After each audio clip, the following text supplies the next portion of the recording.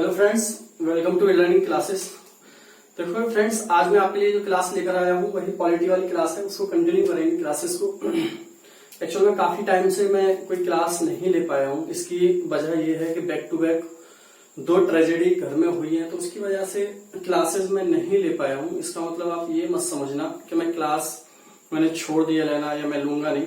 Classes continue रहेंगी। कोशिश करूंगा कि मैं आपको अब जल्दी जल्दी क्लास प्रोवाइड कराऊं। जैसे कुछ डिमांड है बच्चों की, यूपीएसआई के लिए मूल विधि करा दीजिए या लेखपाल के लिए, तो जो भी आपकी प्रॉब्लम्स हैं मैं कोशिश करूंगा कि जल्दी से जल्दी वो सॉल्व हो। एक बड़ा क्वेश्चन से यहाँ पर ये था कि कुछ बच्चों की प्रॉब्लम थी। कमेंट बॉक्स में कुछ के मैसेजेस पड़े थे कि सर हम अपने डाउट कहाँ पर पूछें। तो देखो, डाउट पूछने के लिए आप मुझसे टेलीग्राम से जुड़ जाओ। टेलीग्राम पर वैसे तो मैंने अपना ये लिंक में शेयर कर देता हूँ पूरे चैनल का, लेकिन आप पर्सनली भी मुझसे वहां से जुड़ जाओगे और जिसका भी आता है मैं खुद ही उसको जोड़ लेता हूँ। तो पर्सनली मुझसे टेलीग्राम से जुड़ के वहां अपने क्वेश्चंस भेज सकते हो, वहां डाउट भी बता दूंगा आपको। तो हम शुरुआत करते हैं आज के टॉपिक की। जो टॉपिक हमने पढ़ाया था भारतीय संविधान का इतिहास।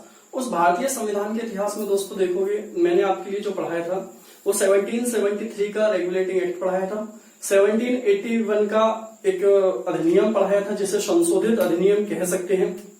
एक बच्चे ने क्वेश्चन भी पूछा था, क्योंकि मैंने एक्चुअल में उसका नाम भी लिखा था एक्ट ऑफ सेटलमेंट, कि सर क्या इसको और कुछ बोल सकते हैं? तो इसे हिंदी में संशोधित अधिनियम बोल सकते हैं, और कुछ नहीं बोल सकते इसको। इसके अलावा एक और पढ़ाया था मैंने आपको 1784 का फिट्स इंडिया एक्ट भी मैं आपको पढ़ा चुका हूं, और इसके अलावा मैं आपको 1793 का चार्टर एक्ट पढ़ा चुका हूं। तो 3-4 एक्ट में इसमें आपको पढ़ा चुका हूं, और ये काफी इंपॉर्टेंट है चारों के चारों जो एक्ट मैंने आपको पढ़ाए हैं दोस्तों। तो जिसने वीडियो नहीं देखी है, शायद ये 3 वीडियोस होंगी मेरे ख्याल से, तो आप तीनों वीडियोस को, भारतीय संविधान का इतिहास की 3 वीडियो होंगे, बाकी पॉलिटी की काफी सारी वीडियोस मैं अपलोड कर चुका हूं।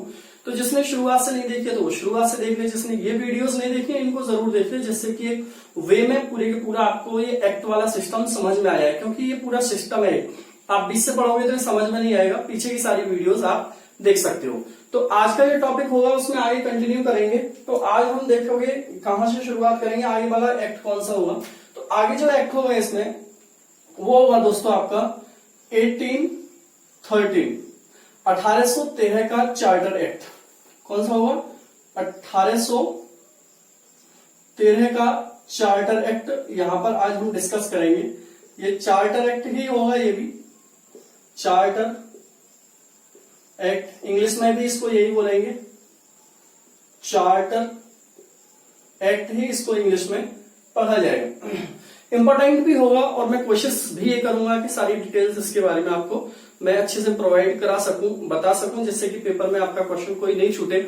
और मेरे ख्याल से ये यूपीएसआई के लिए काफी इंपॉर्टेंट टॉपिक है। जो भी स्टूडेंट एसआई के लिए तैयारी कर रहे हैं तो वो समझ लें कि एक्ट से क्वेश्चंस 2 या 3 तो मिलने के पूरे चांसेस रहेंगे, क्योंकि यही एक मूल विधि का पार्ट भी होता है।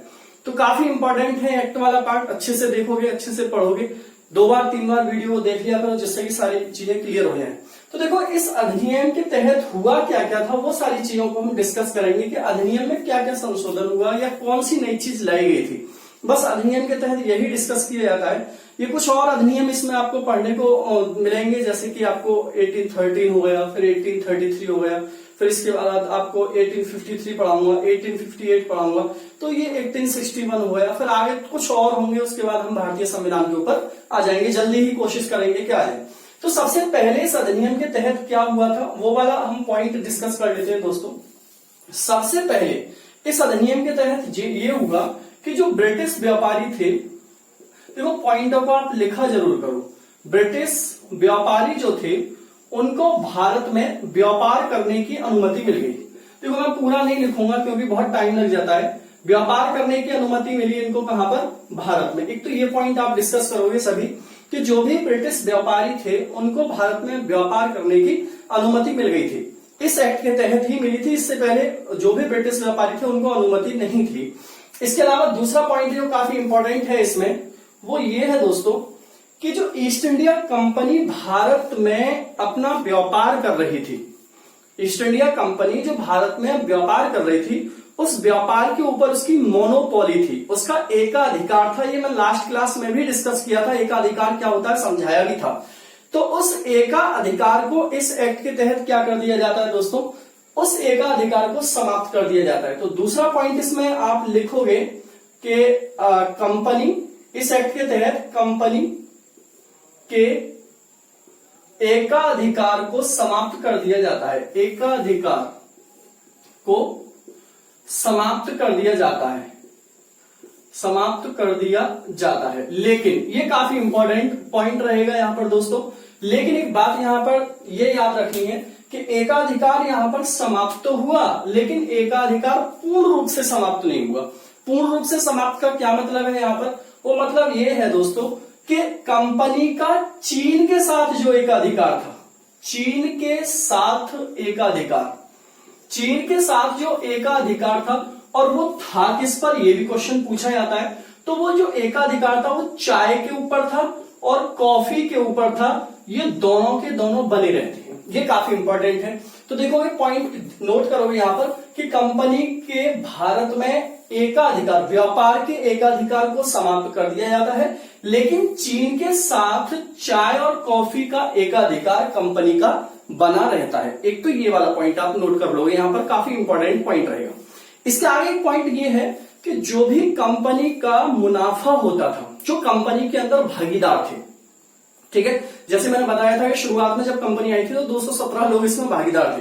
तो जो कंपनी के अंदर भागीदार थे और कंपनी का जो मुनाफा होता था, जो प्रॉफिट होता था, उस प्रॉफिट का सिर्फ 10.5% ही उनको मिलेगा। अब ये इस एक्ट के तहत तय हो गया।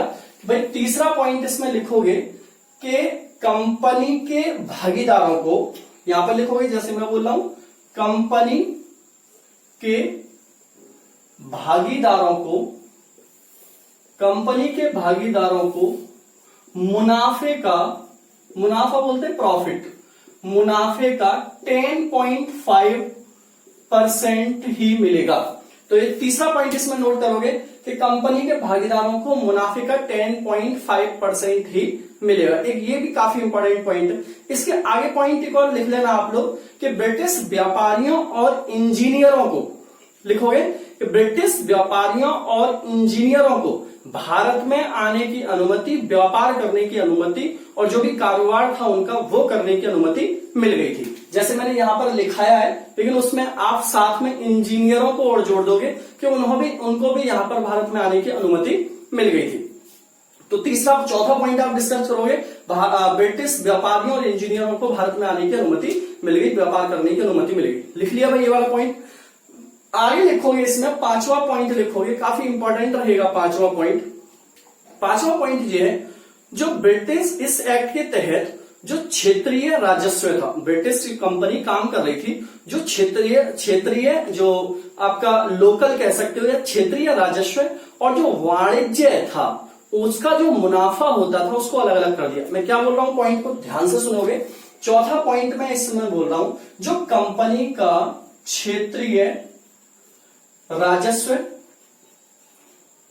और वाणिज्य मुनाफा, वाणिज्य बोलते हैं कमर्शियल, और वाणिज्य मुनाफा, ये भी जो था इन दोनों को क्या कर दिया, अलग अलग कर दिया।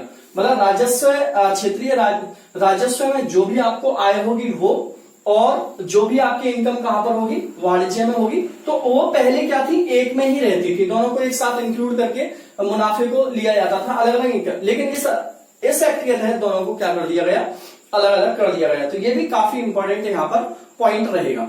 एक और पॉइंट यहां पर लिखोगे कि जो बोर्ड ऑफ कंट्रोल था, जिसको हमने नियंत्रण बोर्ड बोला था, और इस नियंत्रण बोर्ड की जो स्थापना हुई थी वो 1784 के पिट्स इंडिया एक्ट के तहत हुई थी। इसकी मैं बार बार चर्चा करता रहा हूं आपसे।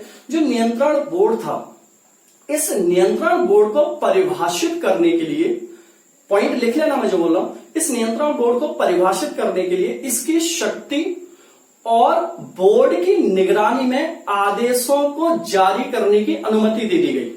मैं क्या बोल रहा हूं कि जो नियंत्रण बोर्ड था, बोर्ड ऑफ कंट्रोल था, ये इसकी परिभाषा क्या है, इसकी डेफिनेशन क्या है, तो एक तो इसकी शक्ति को बढ़ाया गया, और इसकी शक्ति को बढ़ाते हुए बोर्ड की निगरानी में जो आदेश थे उनको जारी करने की क्या मिल गई, अनुमति इसके तहत मिल गई थी। ये भी काफी इंपॉर्टेंट पॉइंट रहेगा। और इससे भी ज्यादा इंपॉर्टेंट पॉइंट रहेगा दोस्तों, जो काफी इंपॉर्टेंट है, वेरी वेरी मोस्ट इंपॉर्टेंट है ये वाला पॉइंट। इस पॉइंट को लिख लेना आप लोग कि जो ईसाई धर्म प्रचारक थे, ये काफी इंपॉर्टेंट है, कई बार पेपर में आ चुका है। जो ईसाई धर्म प्रचारक थे उनको भारत में आने और धर्म प्रचार करने की अनुमति मिल गई। जो ईसाई धर्म प्रचारक थे उनको भारत में आने और धर्म प्रचार करने की अनुमति मिल गई, लेकिन ये अनुमति कौन देगा उनके लिए? बोर्ड ऑफ कंट्रोल देगा। कौन देगा? Board of control. अगर उनको भारत में आकर यहां पर धर्म का प्रचार करना है तो उस धर्म के प्रचार के लिए पहले उनको परमिशन लेनी होती थी बोर्ड ऑफ कंट्रोल से। किससे लेनी होती थी? बोर्ड ऑफ कंट्रोल से इसके लिए उनको अनुमति लेनी होती थी। इसके लिए कलकत्ता के अंदर वहां पर एक चर्च की व्यवस्था की गई, उसमें एक पादरी की व्यवस्था की गई, वहां पर एक बिशप की व्यवस्था की गई। कलकत्ता के अंदर एक चर्च की व्यवस्था की गई, एक चर्च था, चर्च में एक पादरी की व्यवस्था की गई और एक बिशप होता है, उसी के अंदर एक बिशप की भी व्यवस्था की गई थी। उसमें नियुक्त किए गए थे लोग, पादरी वगैरह, बिशप वगैरह, ये सारे के सारे इसमें नियुक्त किए गए थे। एक ये काफी इंपॉर्टेंट पॉइंट रहेगा जो मैंने बोला है। तो ईसाई धर्म प्रचारक हो गए। एक अगला पॉइंट इसमें नोट करोगे, काफी इंपॉर्टेंट है, वेरी वेरी मोस्ट इंपॉर्टेंट है दोस्तों ये वाला पॉइंट। इस वाले पॉइंट को मैं नोट करा देता हूं आपको यहां पर कि कंपनी की आय से, इस पॉइंट को लिख लेना, कंपनी की आय से भारतीय शिक्षा पर लिख लो भाई, ये बहुत इंपॉर्टेंट है। भारतीय शिक्षा पर सालाना 1 लाख रुपए खर्चा होगा, 1 लाख रुपए खर्च किया जाएगा। ये point very very most important है भाई, ये कई बार पेपर में आ चुका है, कई बार आ चुका है पेपर के अंदर। इसको नोट कर लो कि कंपनी की जो इनकम है, कंपनी की इनकम से जो भारतीय शिक्षा है, भारतीय एजुकेशन है, उस पर 1 लाख रुपए खर्च किया जाएगा। कंपनी 1 लाख रुपए सालाना खर्च करेगी अपनी इनकम से भारतीय एजुकेशन के ऊपर। तो ये वेरी वेरी मोस्ट इंपॉर्टेंट है, इसको भी पॉइंट को नोट कर लेना। एक पॉइंट और लिखोगे, जो कंपनी के कर्मचारी थे, नोट कर लेना पॉइंट, सारे को बोलता चला जाऊं। जो कंपनी के कर्मचारी थे, उन कंपनी के कर्मचारियों को प्रशिक्षण देने के लिए, प्रशिक्षण बोलते हैं इंग्लिश में, ट्रेनिंग देने के लिए, इनके ट्रेनिंग की व्यवस्था की गई कि उनको ट्रेनिंग कैसे दी जाएगी। और इस ट्रेनिंग के लिए उन्होंने मद्रास और बंबई के कॉलेजों को चुना। जो कंपनी के कर्मचारी थे उनको प्रशिक्षण या ट्रेनिंग देने के लिए व्यवस्था की गई और इसके लिए मद्रास और बॉम्बे के जो कॉलेज थे उनको चुना गया और उन कॉलेजों को बोर्ड ऑफ कंट्रोल के अंडर रखा गया कि बोर्ड ऑफ कंट्रोल के नियम के अनुसार ये कॉलेज काम करेंगे, उसके नियमों का पालन करेंगे। तो ये था कि प्रशिक्षण किस किस तरीके से दिया जाएगा और कहां पर दिया जाएगा, बोर्ड ऑफ कंट्रोल ये सारी चीजों को तय करेगा। एक ये वाला पॉइंट भी काफी इंपॉर्टेंट था। एक और पॉइंट इसमें नोट करोगे दोस्तों कि जो ब्रिटिश ईस्ट इंडिया कंपनी के जो सैनिक थे, अब ब्रिटिश सरकार की ओर से जो सैनिक अपॉइंट किए जा रहे थे उनकी संख्या निर्धारित की गई और वो संख्या थी 29,000। कितनी थी? 29,000। तो लिख दोगे ब्रिटिश सैनिकों की संख्या निर्धारित हुई, ब्रिटिश सैनिकों की संख्या निर्धारित हुई, सैनिकों की संख्या निर्धारित हुई और यह संख्या 29,000 थी। कितनी थी दोस्तों?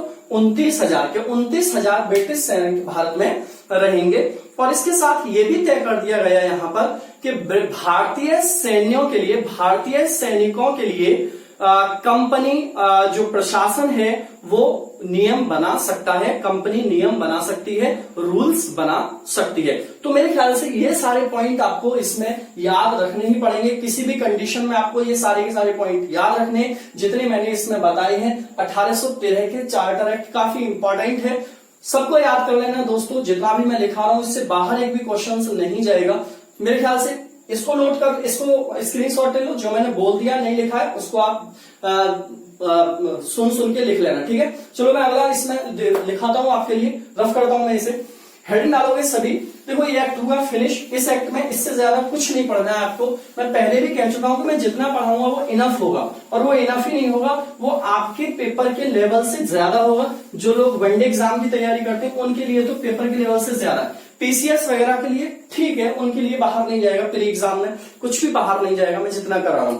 अब देखोगे इसमें मैं आगे जो पढ़ाने वाला हूं वो है 1833 का चार्टर एक्ट। ये भी काफी इंपॉर्टेंट है और हर बार यहां से सवाल पेपर में आता रहा है। तो 1833 का चार्टर एक्ट है, काफी इंपॉर्टेंट रहेगा। इस एक्ट के तहत क्या हुआ था, सबसे पहले हम जानेंगे एक एक पॉइंट उसी के तहत। सबसे पहली बात, इस एक्ट की बात की जाए दोस्तों, 1833 के चार्टर एक्ट की, एक्ट भी लिख देता हूं मैं यहां पर। तो इसमें सबसे पहले क्या हुआ कि मैंने आपको अभी देखो 1813 का चार्टर एक्ट पढ़ाया, उसमें एक पॉइंट बोला था कि कंपनी के एकाधिकार को समाप्त कर दिया गया, व्यापारिक जो एकाधिकार था कंपनी का वो फिनिश कर दिया गया, लेकिन चीन के साथ चाय और कॉफी पर उसका एकाधिकार बनाना, ये लास्ट अभी मैंने एक्ट में आपको पढ़ाया। इस एक्ट के तहत क्या हुआ कि जो चीन के साथ जो चाय और कॉफी पर एकाधिकार था, किस पर, चाय और कॉफी पर जो एकाधिकार था वो भी क्या कर दिया गया, समाप्त कर दिया गया। एकाधिकार क्या हो गया, ये काफी इंपॉर्टेंट रहेगा, एकाधिकार समाप्त हो गया।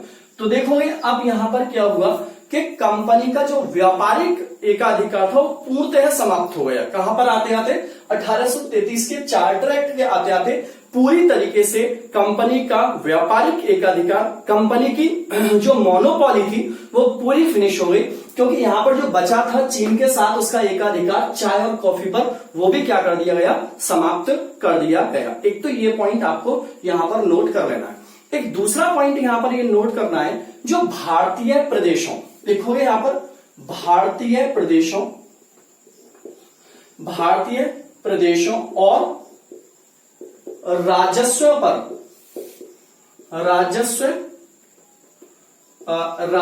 पर कंपनी का जो नियंत्रण था वो 20 साल के लिए बढ़ा दिया गया। देखो पिछले एक्ट में क्या था एक्चुअल में कि राजस्व पर कंपनी का नियंत्रण बढ़ाया गया, मतलब अभी जो रेवेन्यू था उस पर से ब्रिटिश सरकार ने कंट्रोल नहीं छीना है कंपनी का, अभी रेवेन्यू के ऊपर ईस्ट इंडिया कंपनी का ही कंट्रोल है, और इस कंट्रोल को ब्रिटिश सरकार ने 20 साल के लिए और बढ़ा दिया गया कि भाई अभी क्या है कि रेवेन्यू के ऊपर ब्रिटिश ईस्ट इंडिया कंपनी का 20 साल तक और कंट्रोल रहेगा, और साथ ही साथ इस पर रहेगा भारतीय प्रदेशों पर। लेकिन एक बात यहां पर तय कर दी गई, एक बात यहां पर फिक्स कर दी गई कि जो भारतीय प्रदेश हैं उन भारतीय प्रदेशों पर जो प्रशासन होगा, जो शासन होगा, वो ब्रिटिश सम्राट के नाम से किया जाएगा। देखो एक क्लियर कर लो पॉइंट में जो बोल रहा हूं कि यहां पर मैं क्या बोल रहा हूं कि भारतीय प्रदेशों और राजस्व पर 20 साल के लिए नियंत्रण कंपनी का बढ़ा दिया गया। किसका? कंपनी का बढ़ा दिया गया। लेकिन दूसरी बात मैं क्या कह रहा हूं, लेकिन यहां पर एक बात निश्चित कर दी गई कि भारतीय प्रदेशों पर जो कंपनी प्रशासन करेगी, जो शासन करेगी, वो किसके नाम से करेगी, वो ब्रिटिश सम्राट के नाम से करेगी। किसके नाम से करेगी? ब्रिटिश सम्राट के नाम से करेगी। अब इसका मतलब क्या हो गया कि जब भारतीय क्षेत्रों पर ब्रिटिश सम्राट के नाम से शासन किया जाएगा, इसी को क्या बोलते हैं कि भारत अब क्या बन जाएगा? उपनिवेश बन जाएगा। किसका बन जाएगा? ब्रिटेन का उपनिवेश बन जाएगा। यही क्वेश्चन आपसे पेपर में आ सकता है कि भारत ब्रिटेन का उपनिवेश पूर्णतः कब बना था, किस एक्ट के तहत बना था? तो आंसर हो जाएगा 1833 के चार्टर एक्ट के तहत। मेरे ख्याल से ये वाली बात आपको बहुत अच्छे से समझ में आ गई होगी कि उपनिवेश किसे कहते हैं और क्यों बना। क्लियर हो गई ये वाली बात, समझ में आ गई? पॉइंट नोट कर लो फटाफट से कि भारतीय प्रदेशों और राजस्वों पर 20 साल के लिए कंपनी का नियंत्रण और बढ़ा दिया गया, लेकिन ये बात निश्चित कर दी गई कि ब्रिटिश भारतीय प्रदेशों पर जो प्रशासन होगा वो ब्रिटिश सम्राट के नाम से होगा, और भारत एक तरीके से ब्रिटेन का क्या बन गया, यहाँ पर उपनिवेश बन गया। आगे पॉइंट देखोगे, इसमें नोट करोगे, जल्दी से इसे नोट कर लो, मैं आगे बढ़ता हूं। ठीक है, इस एक्ट के तहत अब क्या होगा, ये सारी कहानी जब हो गई कि ब्रिटिश अब हमारा जो देश है वो उपनिवेश बन गया ब्रिटेन का, तो अब यहां पर क्या होगा, जो बंगाल का गवर्नर जनरल है, देखो बंगाल का पहला गवर्नर जनरल कौन बना था? 1773 के रेगुलेटिंग एक्ट के तहत वॉरेन हेस्टिंग्स को बनाया गया था। तो अभी बंगाल का ही गवर्नर जनरल चल रहा था। ठीक है, बंगाल का ही गवर्नर जनरल का ही पूरा रूल्स चल रहा था, मद्रास के और बंबई के ऊपर पूरा वहीं से हो रहा था कंट्रोल। तो जो बंगाल का गवर्नर जनरल था उसे अब बंगाल का गवर्नर जनरल ना बनाकर उसे कहां का बना दिया गया, भारत का गवर्नर जनरल बना दिया गया। अब ये पॉइंट काफी इंपॉर्टेंट है कि किस एक्ट के तहत बंगाल के गवर्नर जनरल को भारत का गवर्नर जनरल बनाया गया। अब देखो 1833 के एक्ट के तहत, चार्टर एक्ट के तहत भारत का गवर्नर जनरल बन गया बंगाल का गवर्नर जनरल। बंगाल का गवर्नर जनरल अब कहां का बन गया, भारत का गवर्नर जनरल बन गया। अब देखो जैसे ही ये भारत का गवर्नर जनरल बना तो इसे गवर्नर जनरल बनाने के साथ ही जो सैन्य शक्तियां थी वो भी दे दी गई, न्यायिक शक्तियां थी वो भी दे दी गई, और नागरिक जो अधिकार थे वो भी किसको दे दिए गए, इसी गवर्नर जनरल को दे दिए गए पूर्ण रूप से। कि जो सैन्य शक्तियां, न्यायिक और नागरिक अधिकार हैं वो सारे के सारे किसके अधिकार क्षेत्र में आ जाएंगे, अब भारत के गवर्नर जनरल के अधिकार में आ जाएंगे। और भारत जो ब्रिटिश अधिकृत भारतीय क्षेत्र था, ऐसा भारतीय क्षेत्र जिस पर ब्रिटेन का अधिकार हो चुका था, उस क्षेत्र पर गवर्नर जनरल का पूर्ण नियंत्रण हो गया। टोटल एकदम से कंट्रोल कौन करेगा, गवर्नर जनरल करेगा पूरे को। ठीक है, तो अब यहां पर क्वेश्चन ये आता है कि भारत का पहला गवर्नर जनरल बनाया किसको गया था। तो आंसर होगा दोस्तों कि भारत का पहला गवर्नर जनरल बनाया गया था विलियम बेंटिक को। किसको, विलियम बेंटिक को भारत का पहला गवर्नर जनरल बनाया गया था। मेरे ख्याल से ये वाला पॉइंट आपको बहुत अच्छे से समझ में आ गया होगा।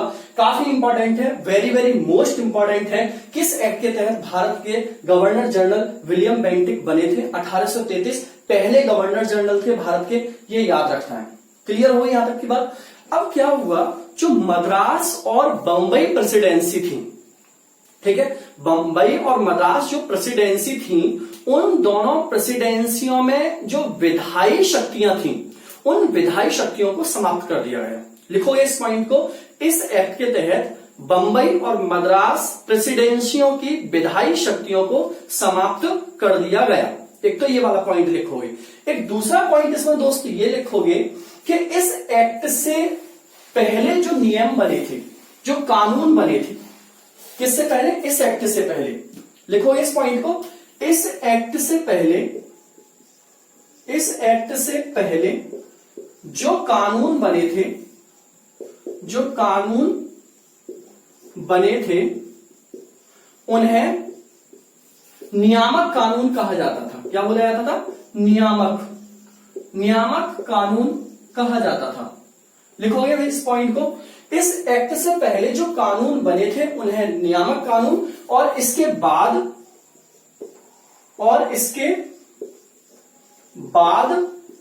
जो कानून बने, जो कानून बने या एक्ट कहा गया, उन्हें क्या बोला गया, अधिनियम, या आप क्या बोल सकते हो, एक्ट कहा गया। तो एक तो यहां से ये भी क्लियर हो जाता है कि एक्ट या अधिनियम वर्ड जो है वो कहां से शुरू हुआ है। ठीक है, भारत के अंदर की बात की जाए तो इस एक्ट से पहले जितने भी कानून बने थे उनको नियामक कानून कह दिया गया, लेकिन इस एक्ट के बाद जितने भी कानून बने उनको क्या बोला गया है, अधिनियम और एक्ट। और हम जो आप पढ़ते हैं वो अधिनियम या एक्ट के रूप में ही पढ़ते हैं। भाई हम जो पढ़ते हैं वो नियामक के रूप में नहीं पढ़ते हैं, वो हम किसके रूप में पढ़ते हैं, एक्ट बोल दो इस इंग्लिश में, या इसको अधिनियम बोल दो। एक ये चीज इस एक्ट के तहत हुई थी। एक चीज और हुई इस एक्ट के तहत कि इस एक्ट के तहत जो विधायी, वित्तीय और प्रशासनिक शक्तियां थी, इनका केंद्रीकरण करने का प्रयास किया गया, इनको सेंट्रलाइज्ड करने की कोशिश की गई। किस किस को, फाइनेंशियल, लेजिस्लेटिव एंड एडमिनिस्ट्रेटिव, जो आपकी तीनों पावर थी इनका सेंट्रलाइज करने की कोशिश की गई। मैं लिख रहा हूं पॉइंट को, मैं क्या बोल रहा हूं यहां पर, जो वित्तीय, विधायी और प्रशासनिक, ये जो शक्तियां थी इन तीनों को सेंट्रलाइज करने की कोशिश की गई। इनको क्या, केंद्रीकरण करने का प्रयास किया गया, केंद्रीकरण करने का प्रयास किया गया इन तीनों का।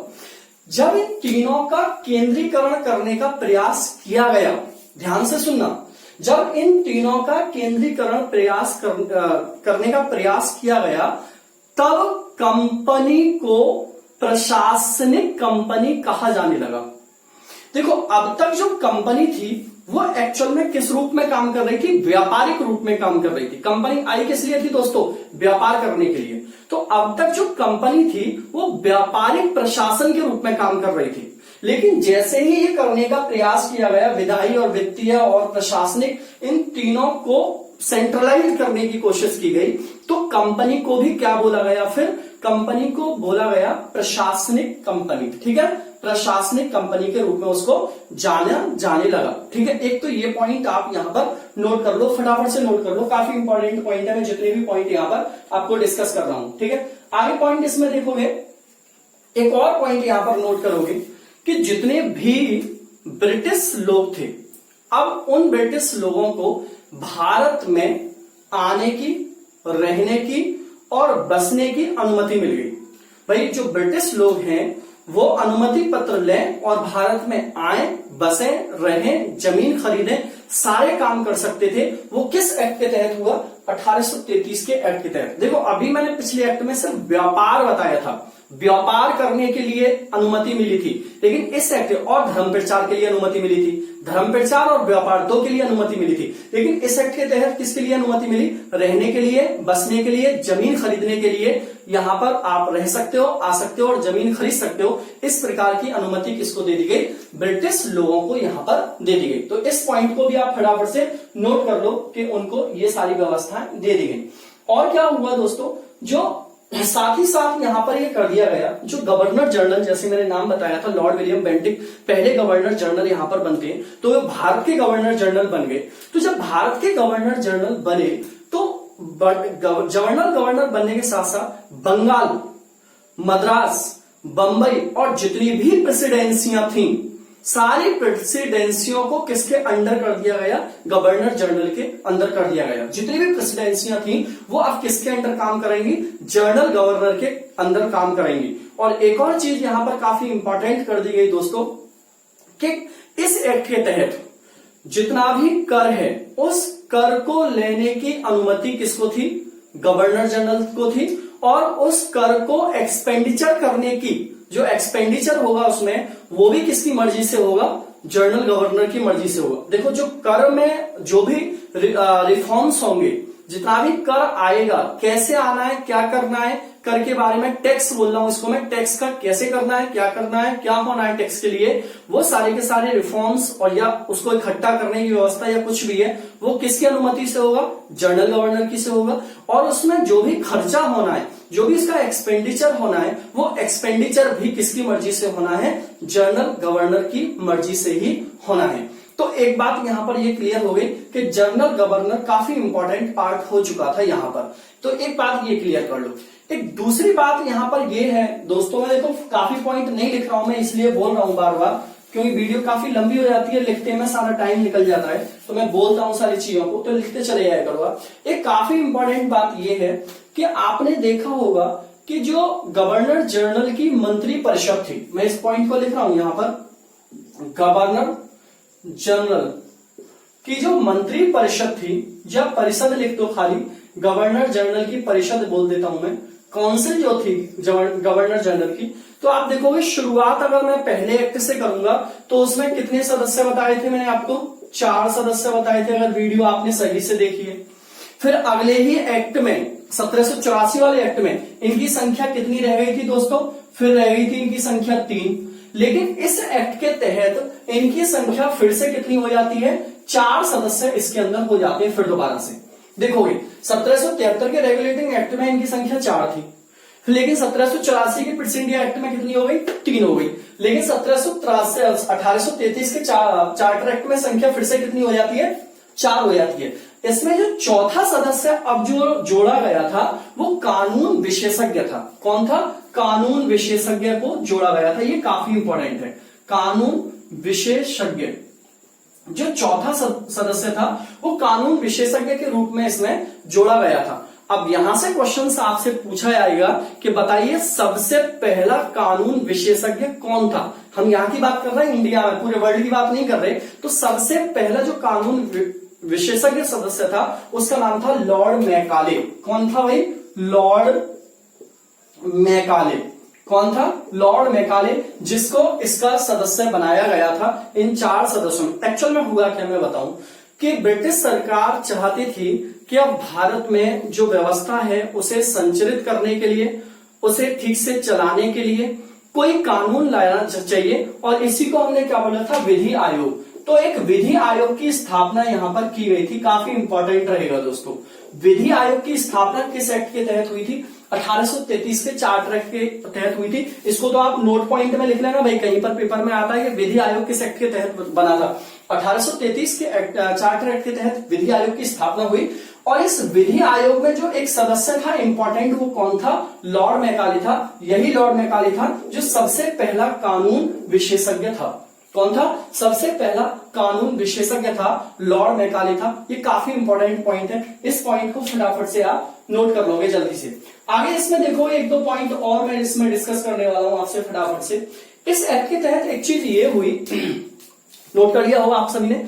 इस एक्ट के तहत एक चीज ये हुई कि जो सिविल सेवा थी, जो आपकी सिविल सेवा जो आज होती है, आईएएस की परीक्षा होती है, ये जो परीक्षा होती थी पहले, ये पहले ब्रिटेन में होती थी परीक्षा, फिर इसे भारत में कराया जाने लगा, लेकिन खुली प्रतियोगिता नहीं होती थी। पहली बार 1833 के चार्टर एक्ट के तहत सिविल सेवा को खुले रूप से खुली प्रतियोगिता कराने का प्रयास किया गया, लेकिन हुई नहीं। मैं क्या बोल रहा हूं? प्रयास किया गया, इस बात को ध्यान से सुनना। खुली प्रतियोगिता सिविल सेवा की कराने का प्रथम प्रयास किस एक्ट के तहत हुआ था? आंसर दोगे आप, 1833 के चार्टर एक्ट के तहत हुआ था। लेकिन हुई कब? तो ये 1853 में हुई थी। कब हुई थी? 1853 का जो चार्टर एक्ट है उसमें हुई थी, उसमें आगे मैं पढ़ाऊंगा। एक और पॉइंट इसमें काफी इंपॉर्टेंट ये रहता है दोस्तों, जो काफी बार पेपर में पूछा जाता है, आता भी रहता है, कि किस एक्ट के तहत कंपनी के अंदर, एक्चुअल में ईस्ट इंडिया कंपनी थी उसमें इसमें बड़ा भेदभाव होता था। भेदभाव किसको होता था इसमें लेकर? इसमें भेदभाव जन्म स्थान को लेकर होता था, वंश को लेकर होता था, जेंडर को लेकर होता था, रंग को लेकर होता था, काफी सारा भेदभाव होता था। और ये भेदभाव था कि कंपनी में जॉब नहीं मिलती थी किसी भी आदमी को आसानी से, इतना भेदभाव था। इस एक्ट के तहत पहली बार ऐसा हुआ कि ये रूल्स लाया गया कि अगर कोई व्यक्ति कंपनी में जॉब के लिए योग्य है, वो इतनी योग्यता रखता है कि वो जॉब ले सकता है, चाहे वो किसी जेंडर से हो, किसी धर्म से हो, किसी स्थान से हो, किसी मूल वंश से हो, किसी रंग से हो, ये कोई मैटर नहीं करता है, आप उसके लिए जॉब दोगे। और इसके लिए एक कानून भी बनाया गया, लेकिन आगे चलकर कोर्ट ऑफ डायरेक्टर्स के दबाव में आकर इस कानून को फिर बाद में समाप्त भी कर दिया गया था। इस बात को ध्यान रखना, कोर्ट ऑफ डायरेक्टर्स के दबाव में आकर बाद में कानून समाप्त भी कर दिया गया था, लेकिन ये कानून बना था, और ये ध्यान रखना काफी इंपॉर्टेंट है। एक और लास्ट पॉइंट दोस्तों जो वेरी वेरी मोस्ट इंपॉर्टेंट रहेगा, और मैं जानता हूं पता नहीं कितनी बार पेपर में ये पॉइंट आ भी चुका है, और पॉइंट ये है कि दास प्रथा को किस अधिनियम के तहत समाप्त किया गया था? दास प्रथा को, स्लेव जो आपकी सिस्टम चल रहा था, स्लेव सिस्टम इंडिया के अंदर, दास प्रथा को समाप्त किया गया था दोस्तों 1833 के चार्टर एक्ट के तहत। इस पॉइंट को भी सब नोट कर लो, दास प्रथा का समापन हुआ, लेकिन अगर आपसे क्वेश्चन ये पूछे, देखो ये तो मैं समाप्त बोल रहा हूं, ये दोनों चीजों में बड़ा डिफरेंस है, वर्ड का बड़ा खेल है। अगर आपसे ये पूछे कि दास प्रथा का उन्मूलन कब हुआ, अब उन्मूलन का मतलब क्या होता है? एक्चुअल में उन्मूलन का मतलब होता है किसी चीज को बिल्कुल जड़ से उखाड़ फेंकना, वो रहे ही नहीं समाज के अंदर, उन्मूलन। तो इसका आंसर होगा कि दास प्रथा का जो उन्मूलन हुआ था वो 1843 में हुआ था। कब हुआ था? उन्मूलन, ठीक है ना, उन्मूलन किसका? दास प्रथा का उन्मूलन कब हुआ था? 1843 में हुआ था। उस टाइम पर जो जनरल गवर्नर थे भारत के, उनका नाम था लॉर्ड एलन वरो। क्या नाम था? लॉर्ड एलन वरो, ठीक है, एलन वरो। तो ये कहानी रहेगी आपके लिए कहां से, 1833 के चार्टर एक्ट से। और मैं जानता हूं कि 1833 के चार्टर एक्ट में मैंने काफी सारी चीजें इसमें बता दी हैं आपको। और इसमें एक चीज और भी ध्यान रख लेना कि 1833 के चार्टर एक्ट के तहत जो गवर्नर जनरल की परिषद थी उसको कानून बनाने का पूरा अधिकार बन गया, और मद्रास और बॉम्बे के जो गवर्नर्स थे उनसे कानून बनाने का अधिकार छीन लिया गया। अब जो कानून बनाएगा वो कौन बनाएगा, सिर्फ और सिर्फ भारत का गवर्नर जनरल ही सभी प्रेसिडेंसी के लिए कानून बनाएगा। तो मेरे ख्याल से आपकी क्लास, आज की क्लास आपको समझ में आई होगी। काफी इंपॉर्टेंट है दोस्तों, काफी कुछ मैटर है इस क्लास के अंदर, और क्लास बड़ी भी होगी मुझे ऐसा लग रहा है। कोई दिक्कत नहीं है, लेकिन देख लेना काफी पेपर में यहाँ से क्वेश्चंस पूछे जाते हैं। दोनों ही एक्ट काफी इंपॉर्टेंट है। आगे जो भी इंपॉर्टेंट चीज होंगी वो भी मैं कराऊंगा आपसे। वीडियो को शेयर तो कर दिया करो, चैनल को सब्सक्राइब भी कर दिया करो। चलो वीडियो को पूरा जरूर देखा करो, जो भी है आपके साथ उनसे भी बोला करोगे पूरा देखें। चलो मैं आपसे लेता हूँ विदा यहाँ से। Tata bye bye, take care, good night.